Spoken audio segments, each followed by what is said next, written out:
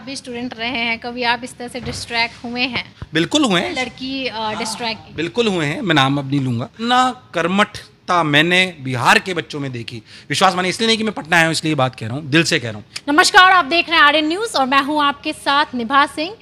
देश दुनिया के जाने माने फिजिक्स के टीचर, कोटा के टीचर, जिसे स्टूडेंट अपना भगवान मानते हैं, एनवी सर हमारे साथ हैं।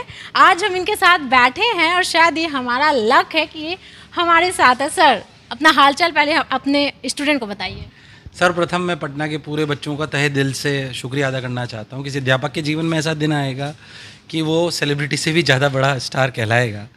ये बहुत बड़ी बात है, मेरे हिसाब से शिक्षा की जीत है। जितना प्रेम मुझे अध्यापक मिलता है, मेरे अध्यापक के रूप में मिलता है, मुझे जीवन में मैंने कभी ऐसा नहीं सोचा था।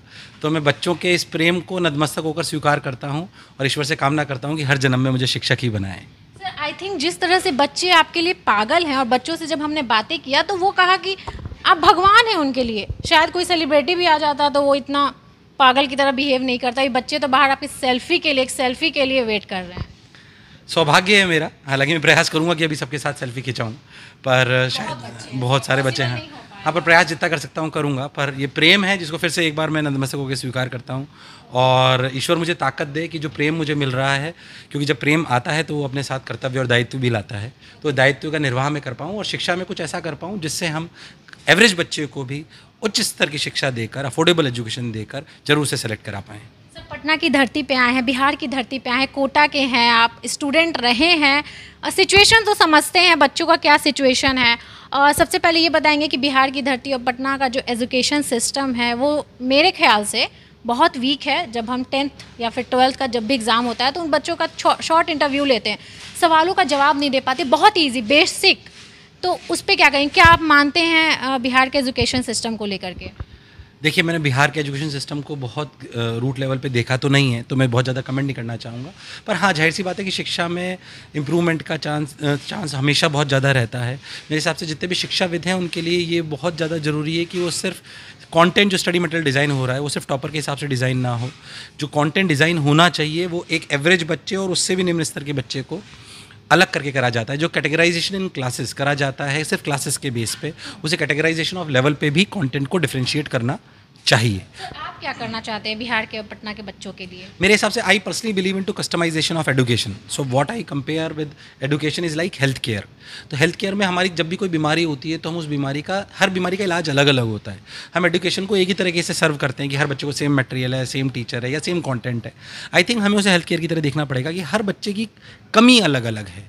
कोई बच्चा हो सकता है पढ़ने की उसकी वर्ड पावर मिनट कम हो, कोई हो सकता है कैलकुलेशन मिस्टेक करता हो, कोई हो सकता है इंग्लिश नहीं समझ पाता हो पर उसके कॉन्सेप्ट अच्छे हों। मेरे हिसाब से उसकी सही कमी को पकड़कर उसको उस हिसाब की दवाई खिलाने का सिस्टम हमें डेवलप करना चाहिए। सो आई वीक पॉइंट को पकड़ना तो कस्टमाइजेशन ऑफ एजुकेशन पे मैं और मोशन निरंतर इस बात पे काम कर रहे हैं। ये बहुत करा जा सकता है टेक्नोलॉजी के माध्यम से, क्योंकि अब ऐसा इंफ्रास्ट्रक्चर आ गया जब सबके पास मोबाइल है तो इनपुट डेटा हमें मिल सकता है, मेटा डेटा हम इकट्ठा कर सकते हैं। तो उससे हम बहुत, सरकार अगर चाहे तो हम प्राइवेट ऑर्गेनाइजेशंस के पास उतना डेटा नहीं हो सकता जो सरकार के पास है। सरकार के पास कितने सरकारी स्कूल हैं, कितने बच्चे हैं, वो अगर थोड़ा सा भी अच्छे से प्रयास करे तो ऐसा डेटा निकाल के ला सकते हैं कि आने वाले किसी भी बच्चे को वो टेक्नोलॉजी के माध्यम से बेस्ट सॉल्यूशन दे सकते हैं, उसकी साइकोलॉजी, उसके इनपुट्स को एनालाइज करके। तो मेरे हिसाब से इस पर काम करने की आवश्यकता है। बच्चों को डीप तक जाना है, अंदर तक जाना है, तब उनकी समस्या का समाधान।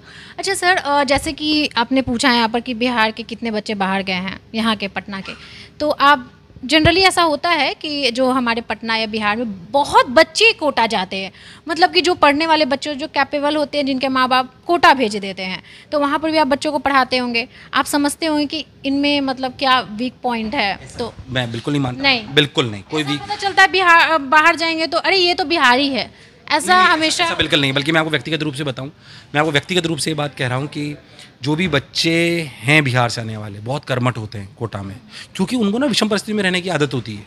मैंने ऐसे भी बच्चे देखे हैं जो वास्तविकता में ना सिर्फ 2000 रुपये के कमरे में रहते हैं, 2000 रुपये महीने में अपना खर्चा चला लेते हैं। सही बताऊं तो एक टाइम सत्तू घोल के पी लेते हैं वो, और पढ़ते हैं कोटा में और सेलेक्ट होते हैं। मतलब मैंने नहीं देखा और किसी स्टेट के बच्चे इतने कर्मठ हो सकते हैं। मैं प्रणाम करता हूँ बिहार के बच्चों को इस मामले के लिए। बहुत सारे बिहार के बच्चे कोटा आते हैं। मैं बात मंच के माध्यम से भी कहना भी चाहता था पर शायद नहीं कह पाया। पर जितना कर्मठता मैंने बिहार के बच्चों में देखी, विश्वास मानिए, इसलिए नहीं कि मैं पटना आया हूँ इसलिए बात कह रहा हूँ, दिल से कह रहा हूँ, क्योंकि शायद वो विषम परिस्थितियों में बड़े हुए हैं। हमारे गरीब प्रदेशों में से एक आता है बिहार, तो उन्होंने गरीबी देखी है और उनमें जुनून है कि इस गरीबी को हमको मिटाना है। गुजरात का कोई बच्चा आ रहा है तो उसको शायद उसने उतनी विषम परिस्थिति में उसने काम नहीं करा है। तो बिहार के बच्चे में अलग अलग जुनून होता है और किसी भी परिस्थिति में काम करने का जज्बा होता है। और डिस्ट्रैक्शन की बात करती हूँ, आज मोबाइल फ़ोन, आपने तो कहा कि जो चीज़ बढ़िया है वो चीज़ देखो, जो इंटरेस्टेड है तुम्हारे लिए, जो काम का चीज़ है।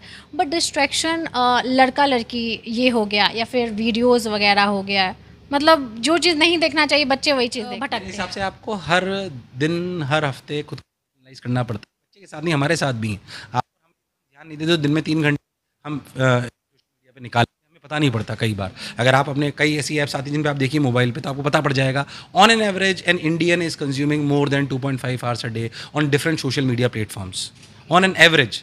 दैट डेटा टेल्स अस कि हमें पता नहीं पड़ रहा हम कितना कंजम्पशन कर रहे हैं। हमें सेल्फ एनालिसिस की जरूरत है। ये हमारे लिए जो टेक्नोलॉजी हमको मिली है, ये वरदान भी है और अभिशाप भी है। डिस्ट्रैक्शन के बारे में क्या कहें? डिस्ट्रैक्शन के बारे में यही है कि सेल्फ एनालिसिस करनी है आपको। डिस्ट्रैक्शन हो रहा है, जैसे मान लीजिए हमें लगता है कि यार अभी हम इस उम्र में हैं जब हम दूसरे जेंडर को अट्रैक्ट हो सकते हैं, तो उस रास्ते पे जाना ही नहीं। जहां हमको पता है कि डिस्ट्रैक्शन आ सकता है उस रास्ते पे। सर प्रॉब्लम तो यही होता है ना कि वही चीज़ अट्रैक्ट कर रहा है। जाहिर सी बात अट्रैक्ट करता है और मेरे हिसाब से यही तो वो आपके साथ भी यही वो क्षण है जो एक सफल और असफल आदमी को अलग अलग करता है। तो अगर आपको जीवन में सफल होना है तो याद रखना है कि मुझे डिस्ट्रैक्ट नहीं होना है। हर रोज रिमाइंडर डालना है कि मैं आज डिस्ट्रैक्ट तो नहीं हुआ था, मैं कहीं गलत बात तो नहीं कर रहा था, मैंने कहीं कोई ऐसा कार्य तो नहीं करा जो मेरे को सफलता से दूर कर रहा है। अगर ऐसी कोई बात है तो ध्यान। सर आप भी स्टूडेंट रहे हैं, कभी आप इस तरह से डिस्ट्रैक्ट हुए हैं? बिल्कुल हुए हैं, लड़की डिस्ट्रैक्ट? बिल्कुल हुए हैं। मैं नाम अब नहीं लूँगा, पर डिस्ट्रैक्शन जाहिर सी बात है एक छोटा सा हमेशा मैं कुछ नहीं करते थे। मतलब गलती हुई तो फिर फादर ने समझाया, तो फिर लगा कि नहीं यार सही रहा है। उन्होंने मेरे कंधे पे हाथ रखा और उन्होंने बोला, मैं थोड़ा जैसे गेम्स वेम्स में और इधर की तरफ डिस्ट्रैक्ट हो गया, तो उन्होंने बोला बेटा कि अपन मध्यम वर्गीय परिवार से आते हैं, तुम नहीं पढ़ोगे तो मैं तुम्हें बहुत ज़्यादा कोई बिजनेस नहीं करा पाऊँगा। बस इस बात का थोड़ा सा ध्यान रखो। वो बात मेरे को दिल पे लगी कि बात वो सही कह रहे हैं। उसके बाद शायद मैं डिस्ट्रैक्ट नहीं हुआ। दुनिया की नज़र में तो आज एनवी सर सफल हैं, आप अपनी नज़र में क्या हैं? मेरे हिसाब से मुझे लगता है कि ये सफलता का जो श्रेय मुझे मिलता है, इससे बहुत आगे मुझे और मोशन को जाना है और बहुत कम है जो शायद हमने अचीव करा है। क्योंकि सिर्फ सफलता का परिचय मेरे हिसाब से पैसे से नहीं करा जा सकता, किसी कद से नहीं करा जा सकता। मेरे लिए सफलता ये है कि मैं एवरेज बच्चे को सेलेक्ट करा पाऊँ, क्योंकि मैं एवरेज बच्चा था। टॉप 100 ही हम अखबारों में छापते हैं, पर मैं आपको सही बताऊँ तो कोचिंग संस्थानों का ज़्यादा रोल एवरेज बच्चे को सिलेक्ट कराने में होता है। तो मेरा ऐसा मानना है कि कस्टमाइजेशन ऑफ एजुकेशन को लेकर मैं शिक्षा जब इस दुनिया से जाऊँ तो शिक्षा को कुछ ऐसा देकर जाऊँ ताकि हम एवरेज बच्चे को सेलेक्ट करा पाएँ, चाहे वो कस्टमाइजेशन ऑफ एजुकेशन को लेके हो, चाहे उसको अफोर्डेबल बनाकर हो, स्केलेबल बनाकर हो। मेरा ऐसा मानना है कि ये सोचना कि ज़्यादा पैसा खर्च करने से ज़्यादा क्वालिटी आती है, ये गलत सोच है। हमें ये मानना है कि हम कैसे क्वालिटी बढ़ाएंगे और कॉस्ट को घटाएंगे, ताकि जो हम गरीब स्केलेबल कर पाएँ। ये इसी पे हमारा लक्ष्य है और यही हम कर रहे हैं। तो हम भी जब इंटरनल भी बात करते हैं तो सिर्फ हम ये बात नहीं करते कि हमारे पास अगले साल कितने बच्चे होने चाहिए, हम ये भी बात करते हैं कि अगले साल हम क्या इंप्रूवमेंट लाएंगे जिससे एक मध्यम वर्गीय परिवार का एवरेज बच्चा भी अपनी सफलता को छू पाएगा। सर लास्ट जाते जाते कुछ मोटिवेशन था या कुछ मोटिवेट बच्चों को कर दीजिए। मेरे हिसाब से मेरा, जैसा कि मैंने अभी सेमिनार में भी बोला, कि आप लोग अपनी मनस्थिति को अच्छा रखिए। नेगेटिव, मेन बात है नेगेटिव लोगों से दूर रहिए। अगर आप नेगेटिव लोगों से दूर होंगे, ये वैसी ही बात है कि हम बच्चों को कहते हैं कि अगर आप सही सवाल नहीं ढूंढ पा रहे हैं तो 3 गलत ढूंढ लीजिए। तो मैं आपसे ये कह रहा हूँ कि अगर आप ये नहीं ढूंढ पा रहे कि मेरे लिए क्या मोटिवेशन है, कभी कभी ऐसा हो सकता है, तो डिस्ट्रैक्ट मत होइए, नेगेटिव लोगों से दूर रहिए और निरंतर हर आधे घंटे में अपने दिमाग में रिमाइंडर लाइए कि जो कार्य मैं कर रहा हूँ क्या वो सफलता की तरफ मुझे ले जाता है। अगर ये रिमाइंडर आपने अपने दिमाग में सेट कर लिया तो जीवन में कोई ऐसा लक्ष्य नहीं है जो आप पूरा नहीं कर सकते। तो याद रखिएगा आप लोग।